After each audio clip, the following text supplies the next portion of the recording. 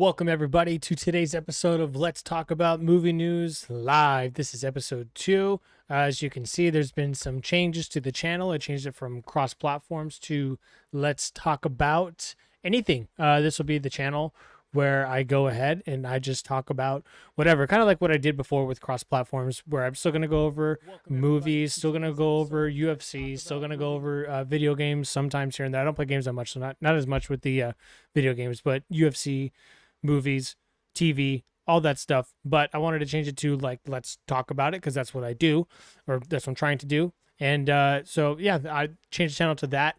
I have a separate channel where I'm going to do just the clips for MMA. It's going to be called Let's Talk About MMA. And you can follow that one. And then I also have Let's Talk About Movies. And that's going to be clip channels as well. Not going to really do any live stuff. This will be primarily for live. I'll still do clips here, but this would be primarily for live streams. So anyways, today, we got some juicy news today. Today was a pretty big news day going from last night into this afternoon. So let's go ahead and get started with it. So first off, it's going to be, I thought this would be a fun little one. Karate Kid Legends chops up the perfect popcorn bucket. So it's popcorn buckets are a huge thing right now. I've been collecting them. I haven't gotten that Mission Impossible one. I really want to. But oops, I don't want to click on that. No, get out of here. Okay. So with this, in a video shared by X on Discussing Film, the Karate Kid popcorn bucket looks like a pretty typical popcorn container at first glance, but it actually is adorned with a martial arts breakboard at the top, which is motion activated and opens up when karate chopping. Hicha! Okay, so we don't need to keep reading it, but let's go ahead and watch this quick little video on it.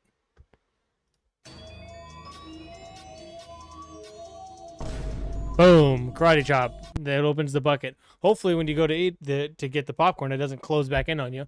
But I thought that was a pretty cool thing. Nothing too crazy, but Karate Kid does come out this Friday, so be sure to check it out. All right, coming up next, we have, hold on, let me get myself out of the screen here. All right, coming up next, Man of Steel 2. Remember when those were the days that we're talking about Man of Steel 2? Christopher McQuarrie on his unmade Superman sequel and the surprising antagonist. Okay, so with this, what happened was Christopher McQuarrie did Mission Impossible Fallout with obviously Tom Cruise and Henry Cavill, and he and Henry Cavill became friends, and he had a pitch that Henry Cavill liked for Superman, and he wanted to do it, and he pitched it to Warner Brothers, and Warner Brothers said no. So let's see what he had to say about it. Several years ago, it was rumored that Warner Brothers wanted to hire Christopher McQuarrie fresh off his Mission Impossible sequels to helm Man of Steel 2, which have allowed Henry Cavill to reprise his role as Superman. While appearing on the Happy, Sad, Confused podcast, McQuarrie revealed that it was supposed to revolve around a conflict with Green Lantern, and boy, it was fucking good. Man, that's so cool to have it actually be like an internal conflict with a Green Lantern, because they basically are like the Guardians of the Galaxy, watched over the whole galaxy. But Superman, he could take on all of them. Maybe not all at once, but he could put up a pretty hefty fight. So it would have been cool to have seen any of the Green Lanterns, even if it was just Sinestro, and Sinestro had beat up the Green Lantern Corps and then came to Earth or something like that. Who knows? Let's keep reading, though. I don't want to get too far ahead.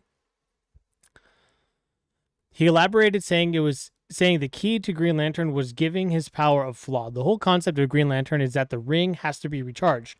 Yes, you have infinite power, but you only have so much battery life, which can run out at inconvenient times. That, for me, solved the whole Green Lantern problem.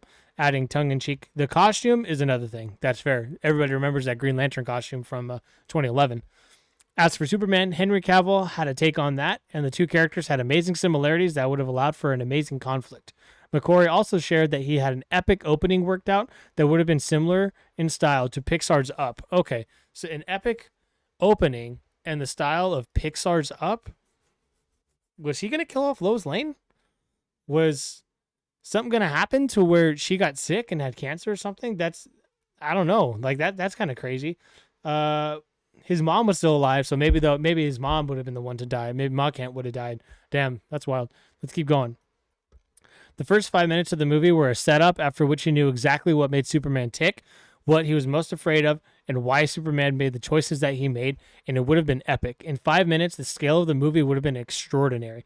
So the setup after which you knew exactly what made Superman tick. What makes Superman tick is his human emotion. So with his mom dying, or Lois, yeah, he could have been big mad.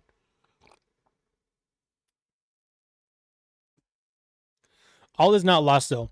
McQuarrie stated that he tried to leave the audience, leaving Mission Impossible: The Final Reckoning with the same feeling he would have tried to evoke with his Superman movie, the feeling of hope. He went on to praise Richard Donner's Superman movies for being the only ones to acknowledge that, at the end of the day, Superman's worst enemy is himself. It's too bad we never got to see McQuarrie's vision, as who knows what might have come the DCU had it been made. It's absolutely true. I don't know why. Okay, that was the end of the article.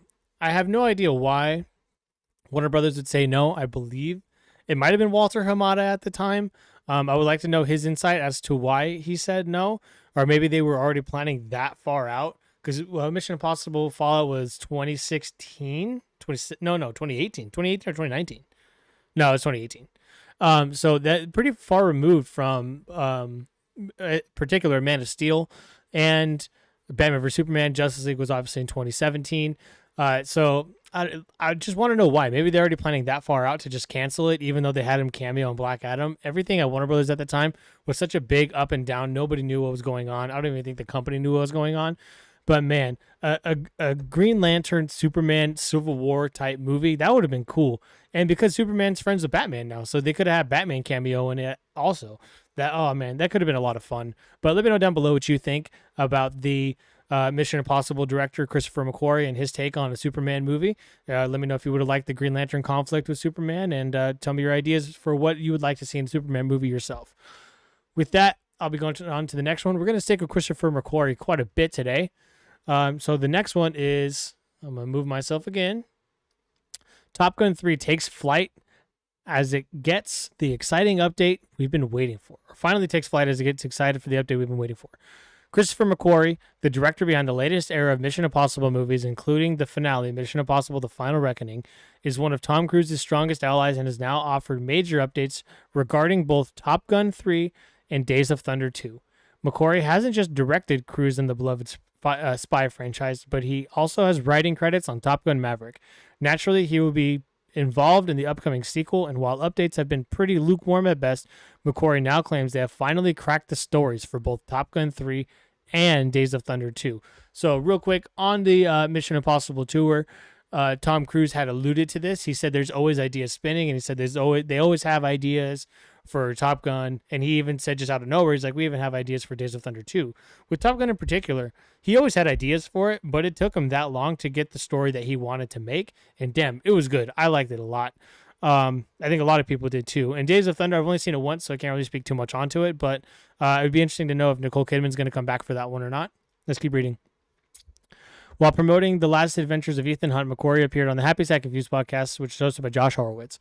Although Mission Impossible took up most of the conversation, Horowitz used the opportunity to inquire about two of Cruise's most interesting projects. First, he asked the host asked McQuarrie if Top Gun 3 was harder to crack than Top Gun Maverick, and the writer-director offered an exciting update.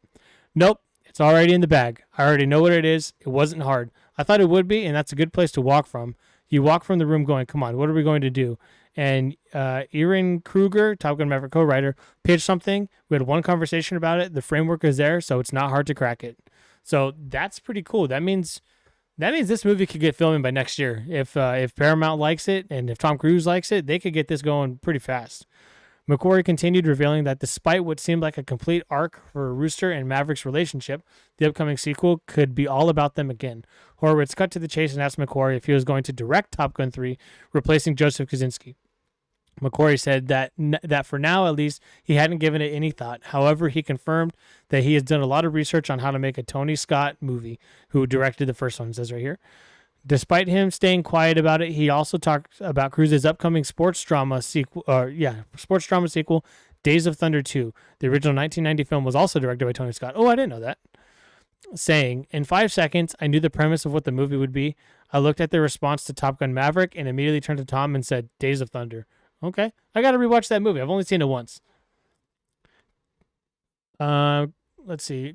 We could go on with this. Christopher McQuarrie reveals Tom Cruise could reprise another one of his most famous roles. Revealing details of Top Gun 3 and Days of Thunder 2 is exciting but expected from Christopher McQuarrie. However, he also saw the podcast as an opportunity to talk about Les Grossman, Tom Cruise's hilarious character from the war comedy Tropic Thunder. The 2008 film has plenty of memorable characters, but Cruise's rendering of the foul-mouthed studio executive has been his most iconic comedy role. After the movie's release, Cruise reprised the role for an appearance at the 2010 MTV Movie Awards, where he showed his dance moves the same way Grossman does in the film's conclusion. Since then, fans have eagerly awaited a spin-off that's never arrived. Now McQuarrie discussed the possibility about it. We're talking about it. We're having serious conversations about it and how to do it best. Okay, so that's it. Nothing too crazy. So if you like Days of Thunder, let me know down below. Let me know what you think they could do for a sequel. Refresh my memory on it. Let me know what you think about Top Gun 3 happening. Did you like Top Gun? Did you like Top Gun Maverick? Did you like one but not the other? Are you interested in a 3? Anything like that, be sure to let me know down below. Again, like I said, we're going to be sticking with Christopher McQuarrie for a while, so we got one more article on him, and it is here about Mission Impossible: The Final Reckoning. Move myself again. Why Mission Impossible: The Final Reckoning cut a post-credit scene? I was wondering if they were going to have one. Obviously they didn't, but I was wondering if they were going to have one to still tease another. Mission Impossible: The Final Reckoning director reveals that a planned post-credit scene was cut. Tom Cruise returns as Ethan Hunt. Okay, we know that. The Final Reckoning ends with him succeeding, spoilers, as he goes into hiding to prevent the entity from getting into the wrong hands. While speaking with USA Today, director Christopher McQuarrie revealed that The Final Reckoning nearly had a post-credit scene. He shared that there were plans to film a coda for the movie. However, he showed Cruise the last 10 minutes of the 8th installment. The action star decided the sequence at the end of the movie and to cancel the shoot for the post-credit scene. This happened midway through production. Check out the response below. Christopher McQuarrie says, I came to Tom and I said, look, normally I would want you to see the whole movie before I show this to you, but we're about to shoot this coda in a couple of days, and just look at this bit. He said, you know what? You can cancel Saturday's work because this is the end of the movie. This is it. Says Tom Cruise just saying, no, like no tags, no anything, just leave it as it is. This statement, though, kind of makes him seem like a dick, like it came out of the wrong way, but I think they're close enough friends to where they can kind of just understand it. Like, because at the end of the day, Christopher McQuarrie is the director, but it's Tom Cruise's movie, for sure.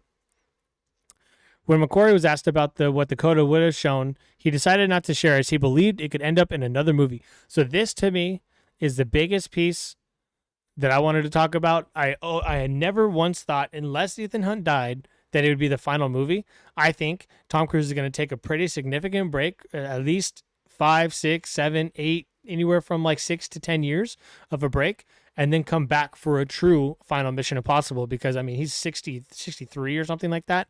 I could see him coming back at 70 for one last true one with Ethan Hunt anyways. I could see him doing that. And if Mickey is still around, still kicking it, still having fun, he's already got the idea planted for the next movie. So that's what this was. And the post-credit scene would have just completely said, hey, we're doing another one. That's essentially what it seems to be saying. But at the same time, he's waiting on purpose now. So like now he's put that inkling out there that like, hey, there could be another one, and what we shot would be in it, or they'd just reshoot it because obviously he's going to be older. Tom Cruise would be older. Everybody would be. So that's interesting to me. I love these movies. Even like the worst one, I still have fun with. So let me know down below what you think. Did you wish that they put it in the post-credit scene? Did you like Mission Impossible: Final Reckoning? Do you want to see another one? Things like that. So that's the last of Christopher McQuarrie stories. So a lot of him today, but let's move on to this. Came out yesterday afternoon, Spider-Man Brand New Day, set to feature an OG Avenger in a substantial role. The hype for Spider-Man Brand New Day is ever increasing. After the sad position Peter Parker was left in at the end of Spider-Man No Way Home, I don't want to do that. And with the world forgotten who he is, fans are hoping the next installment of the franchise will see him triumphing. But could the Hulk be a part of that? According to Nexus Point News, Mark Ruffalo's Bruce Banner is set to make his grand return to the MCU as a key player in Brand New Day. This makes a lot of sense on the surface. Both Peter Parker and Bruce Banner are men of science, but they've never really interacted before in the MCU. Both were also friends with Tony Stark, so they could share their bond and their shared loss of him. So with this, it does say Bruce Banner. It doesn't say Hulk. You would assume that they would have both. But Hulk's kind of like bitch Hulk right now. He's smart Hulk unless he's got that device on his arm. And also, nobody knows who Peter Parker is. So technically, they know who Spider-Man is. They know Spider-Man was part of the Avengers. They know Tony helped Spider-Man a lot, but they don't know who Spider-Man is. So if they were to bond over this, it would have to be as Hulk and as Spider-Man. So I don't think Spider-Man would want to do that. He's in a place where he's just isolated. He's lost everything. He's lost his friends. He lost his aunt. He lost Tony. He lost the Avengers because nobody knows who he is. So it'd be interesting to see how they do this, or if the Hulk remembers Peter Parker and Bruce Banner doesn't. That would be cool. And something that Bruce has been a little underserved in the MCU as of late. Yep, he sucks. The last place he showed up in was She-Hulk. Shitty show. Bad show. Terrible for Hulk himself. Mark Ruffalo also notably on the cast list for Avengers Doomsday, the next big MCU crossover film, and neither is Tom Holland. Oh, not on the cast list. Okay. And neither is Tom Holland. Maybe the events of Brand New Day will explain why they're absent from Doomsday, a film both of them could easily fit due to the Doctor Doom Tony Stark connection. Nexus Point News does think Ruffalo is set to play a fairly substantial role in Brand New Day. This certainly fits with the other Spider-Man MCU movies, which have had Spider-Man appear alongside other recognizable names. Okay, so yes, with this, the deal that Marvel and Sony have is that for every independent Spider-Man movie, they get to borrow an Avenger or a character from the MCU, and then in return, so they get Disney gets to borrow Spider-Man for the team-up movies. If you didn't know, now you know. Those of you who are fans have also pointed out that in the aftermath of Brand New Day, this cast spelled by Mysterio rather than Doctor Strange. Wait, what? Those who are fans of the comics have also pointed out that the aftermath of the comic Brand New Day, this time a spell cast by Mephisto. I thought it said Mysterio rather than Doctor Strange. Hulk was the only one who could remember Peter Parker. Oh, okay, I just said that a minute ago. I didn't even know that from the comic. I haven't even read it. That would be cool. I think that's probably the easiest way to go.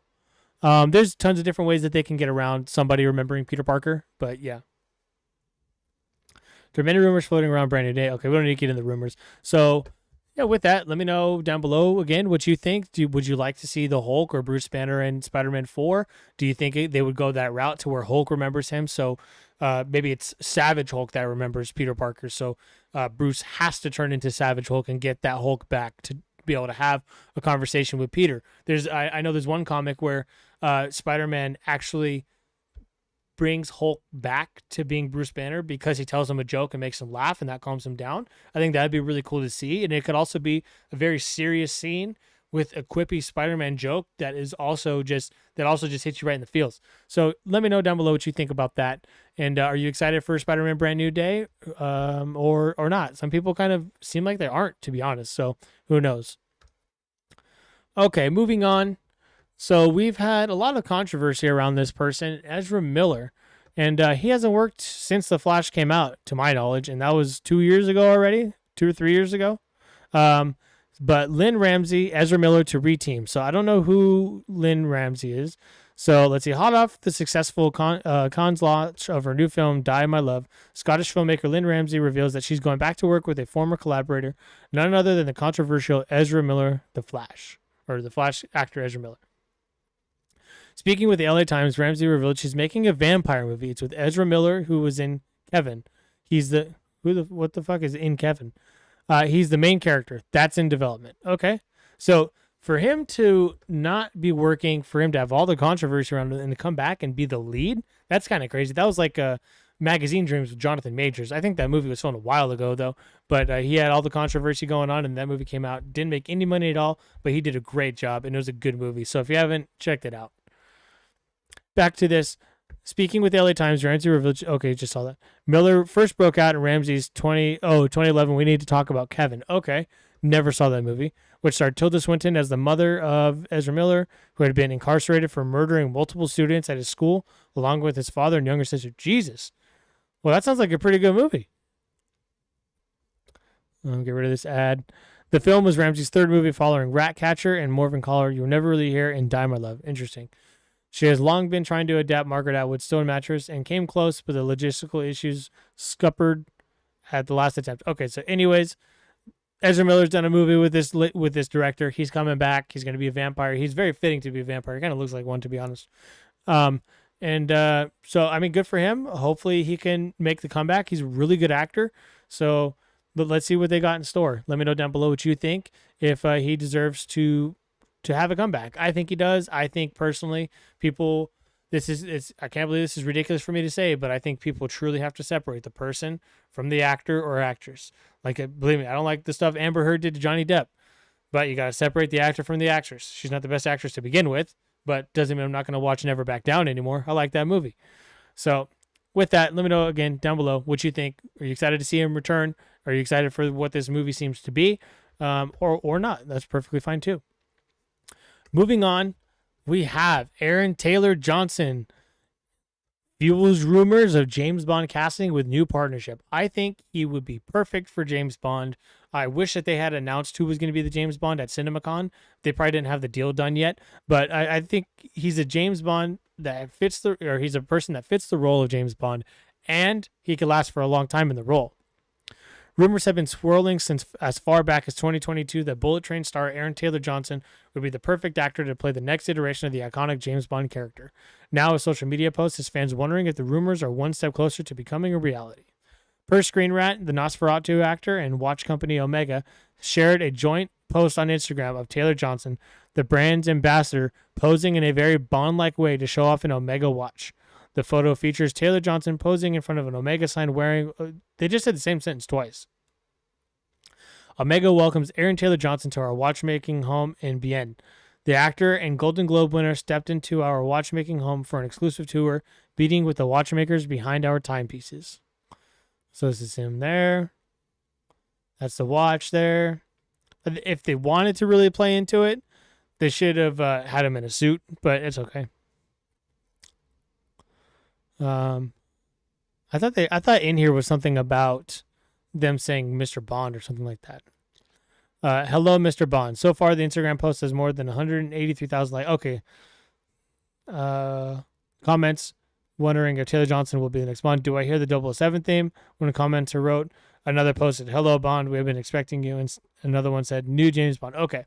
So it's nothing really within the post itself. It's just comments about people still wanting him to be. I don't see really how this would cause rumors. If Omega is a sponsor of all the James Bond movies, sure. Like if it was Aston Martin and he was posing in front of one, for sure. But this is just a watch. Was the watch a sponsor of the last few James Bond movies? Let me know down below if I'm wrong on that. If they were, then that makes more sense. But I don't think they were. So I still like the idea of it. I like him cast as James Bond. He needs a win. Hopefully 28 years later will be a win for him, but oof, he doesn't have the best stuff so far. Bullet Train was good though, but that was a couple years old now. The last few movies have been duds. So let me know down below what you think about him as Bond. Would you like to see him as Bond? Who else would you like to see as Bond if it's not going to be him? And with that, we'll move on to the next topic. The next topic has to do the Academy, I believe is an Academy Award winner. Ridley Scott, star-studded post-apocalyptic thriller sets a release date. So his last movie that he did, Ridley Scott, was Napoleon. Looked really good. Wasn't that good. But this one is going to be in the theaters. And a recent update on Ridley Scott's post-apocalyptic film, The Dog Stars, has revealed its anticipated release date. Per Variety, Disney confirmed the release date of March 27th, 2026. Didn't something else just get announced for March 27th, 2026? Like a couple weeks ago? Hold on, I'm going to check this out real quick. 7th, 2026 movies. I could have swore a big movie was just announced for that day too.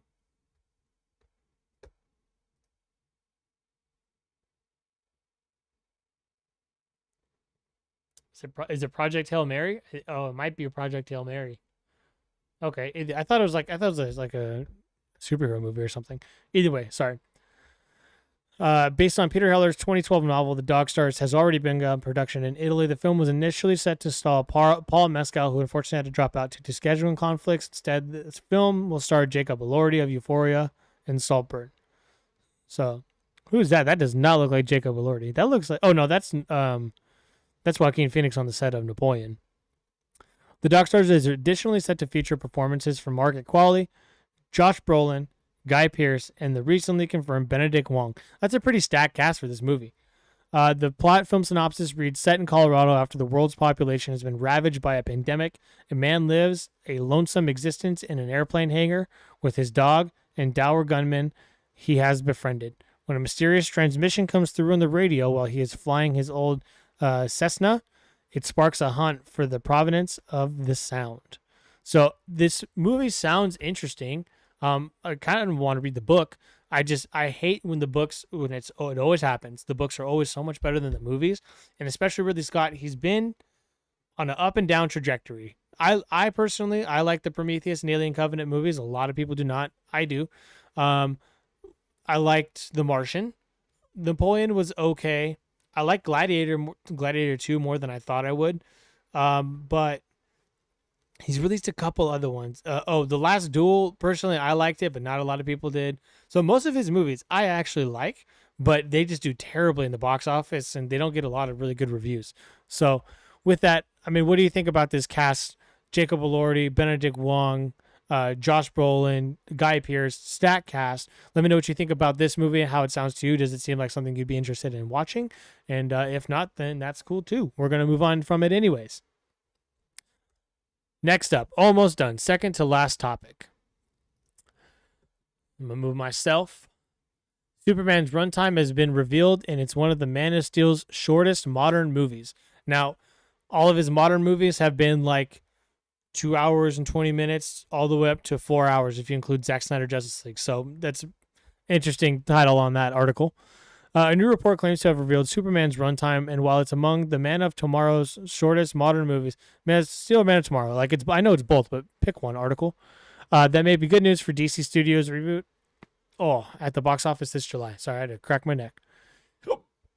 6 weeks out from Superman's release in theaters. Wow. We're 6 weeks away from Superman? It feels so much longer away. Holy crap. Okay. 6 weeks out from Superman's release in theaters, it is impossible to predict whether the movie will be a hit. While the buzz surrounding the first DC Studios movie is extremely positive, it will be sandwiched between Jurassic World Rebirth and Fantastic Four First Steps. The DCU reboot? No. The DCU reboot needs a huge opening weekend, and when tickets finally go on sale next month, we'll have a better idea of how well the movie will fare in that respect. Still, if the Jurassic World movie is a runaway hit and the Fantastic Four is more Deadpool and Wolverine than Thunderbolts, how dare they throw shade at Thunderbolts? In terms of box office takings, the Man of Steel will be in trouble. Fortunately, Superman's rumored runtime could be beneficial. So I'm assuming this is going to be around, before seeing it, I haven't looked at it, I'm assuming it's going to be an hour and 50 minutes to 2 hours and 10 minutes. So more likely on the end of 2 hours and 10 minutes, but we'll see. According to Superman, is a current runtime of 122 minutes. Okay, 2 hours and 2 minutes. The account reports that international distributors have just received the update, and while the likely isn't set in stone, it's probably a good ballpark figure. Yeah, it'll probably stay right around there. A 2 hour runtime means Superman will play on a greater number of screens in theaters. Crucially, the F1 movie is going to vacate IMAX screens for Superman, giving it the boost that Jurassic World Rebirth won't receive. Oh, okay. Interesting. F1, man, that F1 movie is going to be a lot of fun in 4D. I'm just saying. I might see that movie 2-3 times. The Fantastic Four First Steps, meanwhile, is currently rumored to have a 2 hour runtime. So both around 2 hours. That'd be a fun movie hop, like Superhero Day. Go to Fantastic Four and Superman, or vice versa. I think that'd be a lot of fun. Let me get this out of here real quick.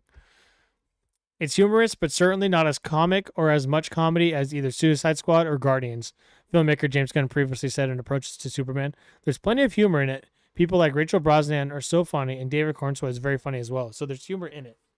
But it's trying to create something that is grounded, but also an incredibly fanciful world. It's fantasy. It's taking from other things like Game of Thrones, where it's this universe where superheroes actually exist, he continued. What are they like? There's a magic there that's undeniable. Okay. So then it just goes over all the other runtimes of all the other movies. So I think a 2 hour runtime for this movie actually is perfect. I think there's a lot that is meshed into this movie. So with that, a 2 hour runtime can be good because while a lot will be meshed in, they won't focus solely on that, on all the other things. They'll be focusing on Superman being in the middle of all that. I think that can be good. It could also be bad because I feel like they're trying to cram way too much into it. But James Gunn does a pretty good job at bringing together a lot of characters and having it flow well. I will give him that credit. And it's all within that 2 hour-ish runtime. So let me know down below what you think about this, the Superman runtime. Are you excited for Superman? I am very up and down on this movie. I've never been so back and forth on not just a movie, but a Superman movie in particular. Superman's my favorite hero, and I just don't know how to feel about this movie. I want to go in. I want to be surprised. I want to be blown away. But so far, just the marketing is not doing it for me. So go ahead, let me know down below what you think, what you want from the Superman movie, and what you think about the that time run. And all right, we are on now to the last article. Let's check this out. HBO's Harry Potter series finds its Harry, Ron, and Hermione. Welcome to Hogwarts. So recently they've casted Snape, they casted McGonagall, Dumbledore, and Hagrid. And now they got the main three. So let's see who these are. This is the first time seeing it. HBO's Harry Potter TV series has found it's Harry, Ron, and Hermione, the trio of Hogwarts freshmen or newcomers to Hollywood. This time, Dominic McLaughlin will play Harry Potter, Arabella Stanton as Hermione Granger, and Alistair Stout as the new Ron Weasley. In the films, these roles were played by Daniel Radcliffe. Yeah, everybody knows that. Everybody knows that. After an extraordinary search led by casting directors Lucy Bevan and Emily Brockman, we are delighted to announce that we have found our Harry, Hermione, and Ron. Showrunner and executive producer Francesca Gardenier, and executive producer and director of multiple episodes. The talent of these three unique actors is wonderful to behold, and we cannot wait for the world to witness their magic together on screen. We would like to thank all tens of thousands of children who auditioned. It's been a real pleasure to discover the plethora of young talent out there. HBO very publicly hosted an open casting call to find this next installment's new kids, previously announced cast to be found here. The Harry Potter series is not yet officially titled Harry Potter, to be clear, and will be a faithful adaptation to the beloved Harry Potter books. The series will stream on HBO Max. The HBO series was produced in an association. Okay, who cares? Okay, so these are the kids. Let's see. I zoom this one in. I'm going to zoom this in.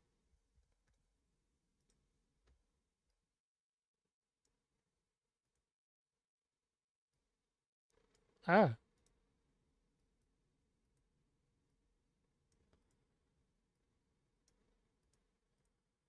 Why isn't this going? Okay, whatever. I don't know how to zoom in on this. Either way, I mean, let me get this. Let me get myself out of the screen real quick. There we go. All right. Well, these two guys fit the part for sure. But what's up with Hermione here? I mean, to be fair, she actually does kind of look like not look like Hermione, but like just has that demeanor to her. We'll give her that. But yeah, you know she's gonna get a lot of hate. Poor girl. I don't know.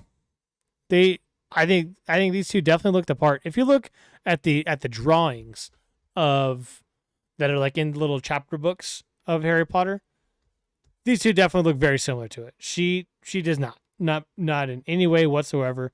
Are they going to keep her hair dark? Are they going to make her a redhead too?